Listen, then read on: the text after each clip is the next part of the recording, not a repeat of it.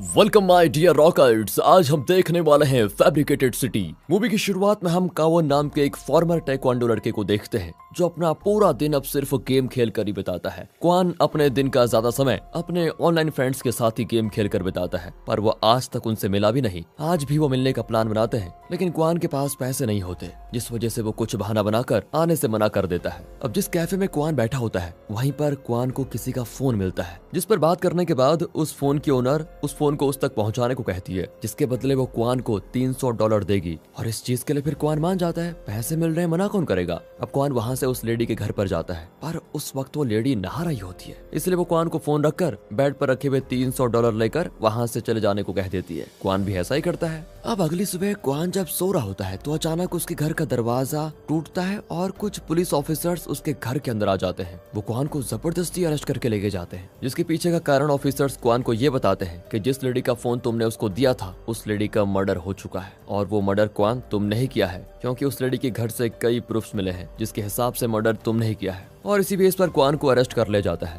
लेकिन क्वान की मॉम को पूरा भरोसा होता है कि उसका बेटा कभी ऐसा नहीं कर सकता, इसलिए वो पब्लिक लॉयर मिन के पास जाती है ताकि वो उसके बेटे का केस लड़ पाए। अब उसके लिए पहले मिन तो मना कर रहा होता है, पर बाद में वो कैसे भी करके मान ही जाता है। कोर्ट में जब क्वान का केस लड़ा जाता है, उस वक्त मिन बहुत कोशिश करता है कि वो किसी तरह से क्वान को बचा ले, लेकिन ऐसा हो नहीं पाता क्योंकि ऑलमोस्ट हर सबूत क्वान के खिलाफ होते हैं। लेडी के घर में क्वान के फिंगरप्रिंट्स थे, उस लेडी को सेक्सुअली हरास करके मारा गया था और वहाँ क्वान का सीमन भी मिला था। ये कैसे पॉसिबल हो सकता है। साथ में कोर्ट में ये भी कहा जाता है कि क्वान अपने पूरे दिन गेम खेलने में बिताता है, जिस वजह से उसे रियल और फेक वर्ड में डिफरेंस पता ही नहीं चलता, और इसी पागलपन की वजह से उसने ये मर्डर किया होगा। अब कोर्ट में हर सबूत क्वान के खिलाफ होते हैं, जिस वजह से उसे उम्र कैद की सजा दी जाती है। इस तरह उसे सबसे हाई सिक्योरिटी वाले जेल में भेज दिया जाता है। अब जेल के पहले दिन दिखाते हैं तो डुक्सू नाम का एक कैदी क्वान को अपनी टीम के साथ परेशान करने लगता है और उसे कहता है कि तुमने उस लड़की के साथ जबरदस्ती क्यों की थी। इसे सुनकर तो क्वान को बहुत गुस्सा आता है। वो डुक्सू को मारते हुए कहता है कि मैंने ऐसा कुछ नहीं किया, समझे। इसी बीच वहाँ पर गार्ड्स आ जाते हैं और सभी को वहाँ से भगा देते हैं, लेकिन झगड़े की वजह से क्वान अब डुक्सू और उसकी गैंग का टारगेट बन जाता है। उस दिन से हर रोज डुक्सू और उसकी गैंग के लोग क्वान को मारने लग जाते हैं। बेचारा क्वान कुछ भी नहीं कर पाता। एक वक्त के बाद तो वो इससे ही अपनी रियलिटी समझकर पूरा दर्द सहता रहता है। अब एक दिन क्वान की मॉम मिन के साथ क्वान से मिलने आती है, जहाँ वो क्वान से कहती है कि मैंने किसी से बात की है बेटा जो तुम्हें बेगुनाह साबित कर सकता है, बस इसके लिए तुम्हें हिम्मत नहीं हारनी होगी। साथ में उसकी मॉम आखिर में ये भी कह देती है कि मैं किसी बलात्कारी की माँ नहीं कहलाना चाहूंगी बेटा, कभी भी। इसे सुनकर क्वान बहुत दुखी हो जाता है। अब क्वान को जेल में एक ऐसे कैदी के बारे में पता चलता है जिसने एक इंसान को मारकर खा लिया था, और इसी वजह से सभी जेल के कैदी उससे डरते हैं। वही कैदी एक दिन क्वान के पास आता है और उसे कहता है कि मुझे नहीं लगता कि तुमने उस लड़की को मारा होगा। क्वान इसके बाद डुक्सू से लड़ने की तैयारी करने लगता है और एक बार डुक्सू और उसके लोगों को पीटता भी है। अब इस चीज को देखकर डुक्सू की पूरी गैंग उसे मारने के लिए तैयार हो जाती है। फिर एक दिन मिन आता है और क्वान को बताता है कि तुम्हें पता है तुम्हारी मॉम ने सुसाइड कर लिया है। तुम्हारी मॉम ने तुम्हें यहाँ से निकालने की बहुत कोशिश की, लेकिन वो नाकामयाब रही और हारकर उन्होंने अपनी जान लेना ही सही समझा। इसी के साथ मिन क्वान को उसकी माँ का लॉकेट भी देता है, जिसे हाथ में लेकर वो बहुत रोता है। अब दुख से पूरी तरह से टूटा हुआ क्वान जब अकेले ग्राउंड में खड़ा होता है, तभी उसके ऊपर डुक्सू और उसकी गैंग अटैक कर देती है। लेकिन इस बार क्वान पूरी तरह तैयार होता है और वो डुक्सू को इतना घायल कर देता है कि अधमरा कर देता है, और साथ में वो खुद को भी जानबूझकर घायल करता है ताकि पकड़े न जाएं। असल में ये सब कुछ करने के लिए उसे खूंखार कैदी ने क्वान को कहा था ताकि जेलर सबको यानी कि क्वान और डुक्सू को हॉस्पिटल लेके जाए और फिर क्वान वहां से भाग जाए। ये इनका प्लान होता है। उसने भागने का प्लान इसलिए बनाया ताकि वो खुद को निर्दोष साबित कर पाए। क्वान भी आगे ऐसा ही करता है, लेकिन उसी दौरान उनकी गाड़ी का एक्सीडेंट हो जाता है, जिससे किसी तरह से बचकर क्वान वहां से भागने में कामयाब होता है। लेकिन उसके पहले एक ऑफिसर जो कि होश में था, वो क्वान पर गन पॉइंट कर देता है। पर शायद उस ऑफिसर को भी पता था कि क्वान गलत नहीं, उसने कोई गलती नहीं की है, इसलिए वो क्वान को वहां से जाने देता है। फिर क्वान एक कपल से लिफ्ट लेकर मिन के ऑफिस पहुंचता है, जहां उसे देखते ही मिन सीधे ऑफिसर्स को कॉल करता है और इसी बीच मिन उसे अपनी बातों में भी फंसा के रखता है। क्वान वहां मिन से कहता है कि मेरी माँ ने कहा था कि वो एक ऐसे इंसान को जानती है जो मुझे निर्दोष साबित कर सकते हैं, क्या आप उनके बारे में जानते हैं? जिस पर मिन क्वान को जवाब देता है कि मुझे ऐसे किसी के बारे में तो पता नहीं, लेकिन तुम्हें खुद को पुलिस के हवाले कर देना चाहिए। उसी वक्त वहाँ पर पुलिस ऑफिसर्स भी आ जाते हैं, जिसकी वजह से क्वान को वहाँ से भागना पड़ता है। अब क्वान एक कैफे में जाकर अपनी मेल आईडी लॉगिन करता है। वहाँ उसके केस के अपडेट्स को देखता है, जिसमें उसको एक वीडियो मिलती है, जिसके हिसाब से क्वान जब उस लेडी के घर गया था और जब वहाँ से लौटता है तो उसके बीच वो सिर्फ 3 मिनट ही उस लेडी के घर में रहा होगा। तो क्या 3 मिनट में कोई किसी के साथ जबरदस्ती करके उसको मार सकता है क्या? ये सवाल उस वीडियो में पूछा जा रहा होता है और ये वीडियो क्वान के ही एक गेम के टीममेट ने बनाई होती है, क्योंकि उसके ऑनलाइन फ्रेंड्स को भी उस पर इतना भरोसा था कि क्वान कभी ऐसा नहीं कर सकता। अब क्वान को उसके फ्रेंड्स एक कैफे में बुलाते हैं जहाँ वो जल्दी पहुंच जाता है।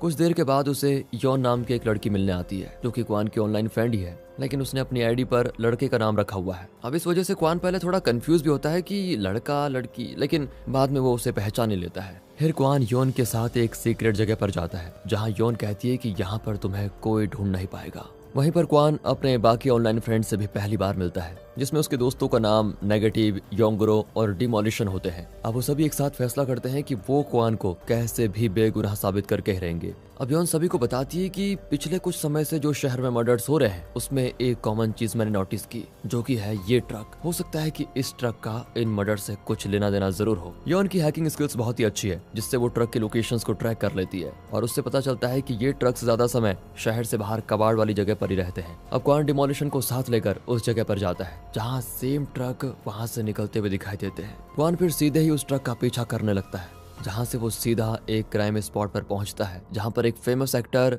नो जुन योंग की डेड बॉडी मिलती है। अब वो सभी लोग नो जून की डेड बॉडी को वहां से लेकर जाते हैं और उस घर को इस तरह से साफ कर देते हैं कि उस घर को देखकर कहा ही नहीं जा सकता कि यहाँ किसी का मर्डर हुआ था। जिसके बाद वो लोग उस डेड बॉडी को नोजून के घर में रखकर आ जाते हैं। अब ये जानने के लिए कि वहाँ पर नोजून की डेड बॉडी क्यों रखी गई है, तो इसके लिए क्वान को नोजून के घर के अंदर जाना होगा। लेकिन नोजून के घर में बहुत ही सिक्योरिटी होती है, जिस वजह से पहले नेगेटिव और यंग आरो टेक्नीशियन बनकर बिल्डिंग में जाते हैं और यंग आरो योन को बिल्डिंग की सिक्योरिटी का डाटा देता है, जिससे योन सिक्योरिटी को हैक कर लेती है और क्वान बिल्डिंग के अंदर चला जाता है। लेकिन वहाँ जाते ही क्वान देखता है कि नोजून की बॉडी को उसके घर में रख दिया गया है और वहाँ पर क्राइम सीन क्रिएट किया जा रहा है, जैसे कि नोजून को उसी के घर में किसी ने मारा हो। अब ये सभी चीजें मिन एक कैमरे से देख रहा होता है, यानी कि ये सब कुछ मिन ही करवा रहा है। और अगर आप सोच रहे हो कि यहाँ पर हो क्या रहा है, तो जल्दी आपको सारी चीजें समझ में आने वाली हैं दोस्तों। इसके बाद सीन मिन पे शिफ्ट होता है, जो अपने अगले टारगेट को ढूंढ रहा है। तो अब मैं आपको समझाता हूँ कि यहाँ पर हो क्या रहा है। तो असल में मिन अमीर लोगों के क्राइम्स को छुपाने का काम करता है और उसकी जगह किसी दूसरे इनोसेंट लड़के या लड़की को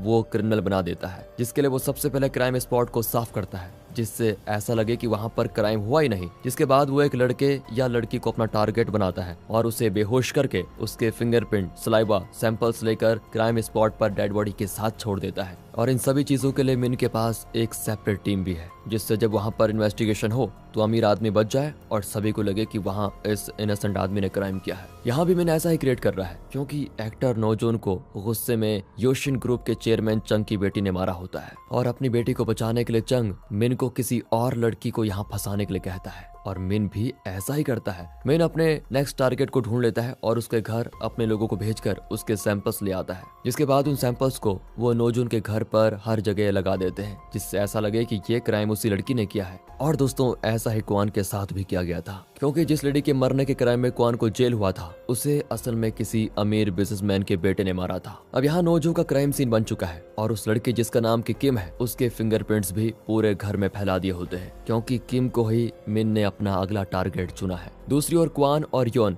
फिंगरप्रिंट्स के जरिए उस किम को ढूंढ लेते हैं और उसे कॉल करके ट्रैक करते हैं। अब यहाँ एक दिन किम को एक अननोन लेडी का कॉल आता है, जिसके पास किम का पर्स छूट गया था। पर जब उस लेडी की आवाज क्वान को सुनाई देती है, तब उसे याद आता है कि इसी लेडी ने उस दिन उसे अपना फोन लौटाने के लिए उसे घर बुलाया था, यानी कि ऐसा ही कुछ लोग ये किम के साथ भी करने वाले हैं। क्वान फिर वहां से निकलकर उस लेडी के लोकेशन पर पहुंचता है और उसे पकड़ने की कोशिश करता है, लेकिन उससे पहले ही मिन का एक आदमी आकर वहां से लेकर चला जाता है। उसी वक्त वहां पर पुलिस ऑफिसर्स भी आ जाते हैं, जो कि क्वान को गिरफ्तार करने वाले होते हैं। बट तभी वहां पर डुक्सू की एंट्री होती है, जो कि अब क्वान से बदला लेने के लिए आया होता है। पर इससे पहले कि डुक्सू क्वान को मार दे, वहां पर योन आकर क्वान को वहां से बचाकर लेके जाती है। इसी बीच दिखाते हैं तो घर जाते हुए क्वान को पता चल जाता है कि उसकी मॉम के नेकलेस में ट्रैकर है और इसी से पुलिस ऑफिसर्स को उसकी लोकेशन का पता चलता है। फिर उसे ना चाहते हुए भी वो नेकलेस फेंकना ही पड़ता है। लेकिन कुछ देर के बाद अच्छे से और सोचने के बाद उसे ये पता चलता है कि ये सब कुछ मिन ही करवा रहा है। ये बात हमें पता चल जाती है, लेकिन अभी तक उसे पता नहीं थी।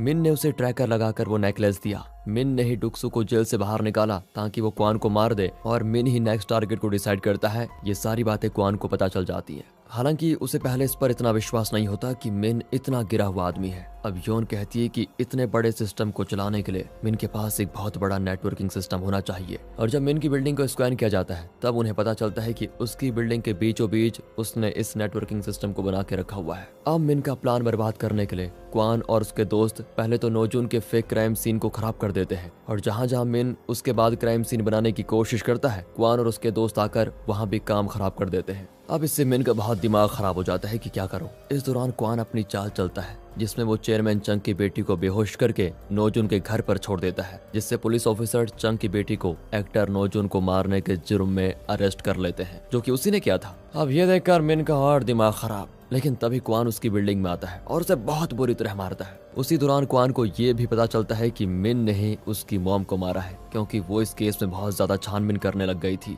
जिसे सुनकर क्वान अब पागलों की तरह मिन को मारने लगता है। मिन को बुरी तरह पीटने के बाद क्वान उसके डाटा को योन के पास भेज देता है, जिसके लिए एटलीस्ट आधा घंटा पेन ड्राइव मिन के नेटवर्क सिस्टम से लगा होना चाहिए। पर तभी मिन क्वान से कहता है कि तुम्हारे सारे दोस्त डुक्सू के कब्जे में है और अगर तुम यहाँ रुक कर डाटा लेने में लगे रहो तो वो सभी को मार देगा। इसके बाद क्वान वहाँ से अपने दोस्तों को बचाने जाता है और बचा भी लेता है, लेकिन इस दौरान उसके पीछे पुलिस ऑफिसर्स और टुक्सू का गैंग आ जाता है और फिर एंड में इनके पूरे ग्रुप को पकड़ ले जाता है। मेन न्यूज वालों को कुछ ऐसे वीडियोस भेजता है जिसमें सभी को लगे कि क्वान ने चेयरमैन चंग की बेटी को एक्टर नोजू के मर्डर में फंसाया है। अब इस वक्त तक ये सभी लोग हार मान चुके थे और दूसरी ओर मिन बड़ा खुश हो रहा था कि वो जीत गया, क्योंकि अब क्वान का ग्रुप कुछ नहीं कर सकता था। पर तभी एंट्री होती है कबर और कोंचिल की, जो कि क्वान के 2 और ऑनलाइन गेम फ्रेंड्स हैं और वो अब इन्हें बचाने का जिम्मा अपने हाथों में ले लेते हैं। उस वक्त तक मिन तो जीत चुका था, पर वो एक गलती कर देता है। जीत की खुशी में वो क्वान का पेन ड्राइव सिस्टम से निकालना ही भूल जाता है और इससे सारा डाटा योन के पास चला जाता है। तभी कवर और कोंजिल उस डाटा को लेकर लाइव स्ट्रीम कर देते हैं और मिन का पूरा सच सभी के सामने, जिसके बाद मिन शहर से भागने की कोशिश करता है, लेकिन उससे पहले उसे पुलिस ऑफिसर्स पकड़ लेते हैं। अब सबको पता चलता है कि क्वान ने ये मर्डर्स नहीं किए और उसकी पूरी ग्रुप इनोसेंट है। कहानी के एंडिंग में हमको मिन जेल में दिखता है, जहाँ डुक्सू उसकी अच्छे से खातिरदारी करता है, क्योंकि इस पूरी भागम दौड़ में डुक्सू वापस अरेस्ट हो जाता है और अब उसे अच्छी खासी चोट भी लगी थी। दूसरी तरफ क्वान और उसके ग्रुप को एक साथ छोड़ते जाता है, जहाँ क्वान अपनी मॉम को सामने देखता है और ये कहानी यहाँ पर खत्म होती है। दोस्तों, आप हमारे दूसरे चैनल मूवीज वेदर को भी सपोर्ट कीजिए, सब्सक्राइब करें। मिलते हैं अगली वीडियो में, तब तक के लिए ध्यान रखें, अपना ख्याल रखें and finally thanks for watching.